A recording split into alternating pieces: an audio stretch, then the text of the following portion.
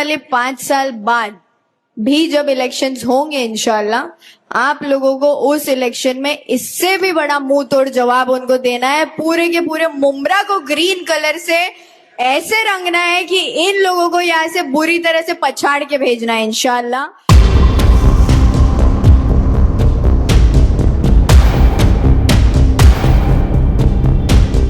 नमस्कार, आप देख रहे हैं एनएमएफ न्यूज में आपके साथ शबनम। मुंब्रा को हरा कर दें, सत्ता को दी गई ये सीधी चुनौती और आंखों में जीत का वो तीखा तेवर। असदुद्दीन ओवैसी की वो सिपा सलाहकार जिसने ठाणे की सियासत में कदम रखते ही हलचल मचा दी थी, जिसे लगा था मुंब्रा की जमीन पर अब उसके हरे परचम को कोई हिला नहीं पाएगा।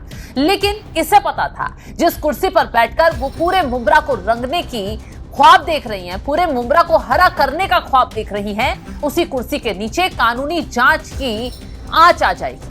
जो सहर शेख कल तक दहाड़ रही थी, आज उनकी जुबान पर ताला लगने वाला है, क्योंकि सहर शेख की जीत का किला अब ताश के पत्तों की तरह ढहने की कगार पर पहुंच गया है। जी हां, असदुद्दीन ओवैसी की पार्षद सहर शेख अब बुरी तरह कानूनी पचड़े में फंस चुकी है। मामला सिर्फ बयानबाजी का नहीं है, मामला सीधा सीधा जालसाजी और धोखाधड़ी का है। जिस जाति प्रमाण पत्र के दम पर सहर शेख चुनावी दंगल जीतने में कामयाब रही, अब वही कागज का टुकड़ा उनके लिए काल बन गया है।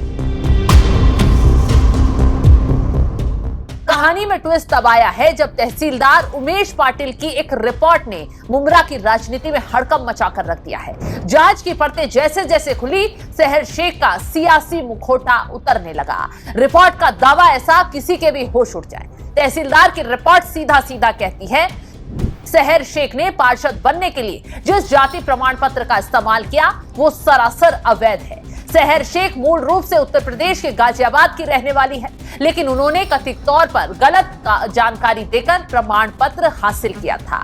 इस फर्जीवाड़े से अब शहर का नगर सेवक पद खतरे में पड़ गया है। अब वो कानून की रडार पर है। सहर शेख जो खुद को स्थानीय लोगों की आवाज बताती हैं, जांच के मुताबिक वो मूल रूप से महाराष्ट्र की है ही नहीं।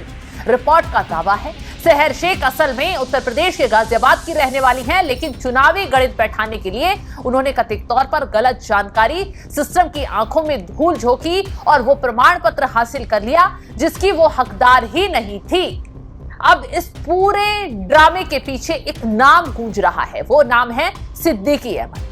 यही वो शख्स है जिसने सहर शेख के कागजी महल की एक ईंट खींच ली।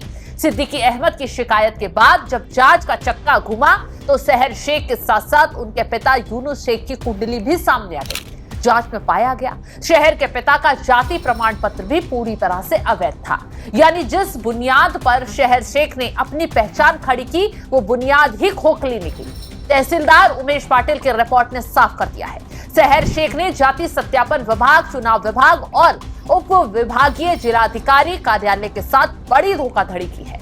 ये सिर्फ एक छोटी गलती नहीं, ये लोकतंत्र के साथ खिलवाड़ है और अब इस खिलवाड़ की सजा मिलने का वक्त आ गया है। तहसीलदार ने न सिर्फ रिपोर्ट दी है बल्कि सहर शेख और उनके पिता यूनुस के खिलाफ एफआईआर दर्ज करने की सख्त सिफारिश भी कर दी है।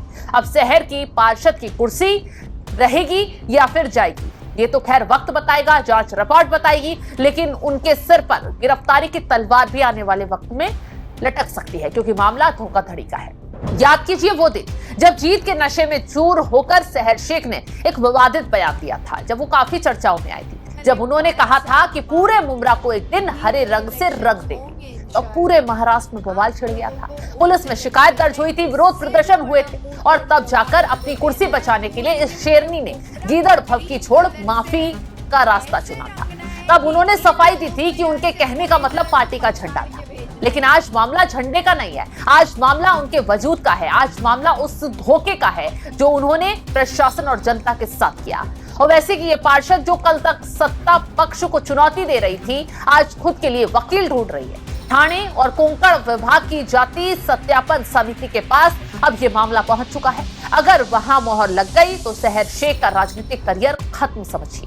और अब देखना ये होगा कि हरे रंग का दावा करने वाली सहर शेख कानून के इस काले चक्रव्यूह से खुद को कैसे बचा पाती हैं। असदुद्दीन ओवैसी अपनी शेरनी को सही साबित कैसे कर पाते हैं, क्योंकि पहले तो जब वो पूरे मुमरा को हरे रंग से रंगने की धमकी दे रही थी तब असदुद्दीन ओवैसी और उनकी पार्टी का पूरा कुनबा उनके पीछे ढाल बनकर खड़ा था, उन्हें बचाने की कोशिश में लगा था। लेकिन आज मामला सीधा सीधा धोखाधड़ी का है, तो कैसे असदुद्दीन ओवैसी इस मामले को आकर इस पर सफाई दे पाएंगे, कैसे अपनी एक पार्षद को बचा पाएंगे। खैर ये देखने वाली बात होगी। फिलहाल इस खबर को लेकर आप क्या कुछ राय रखते हैं कमेंट बॉक्स में जरूर बताएं।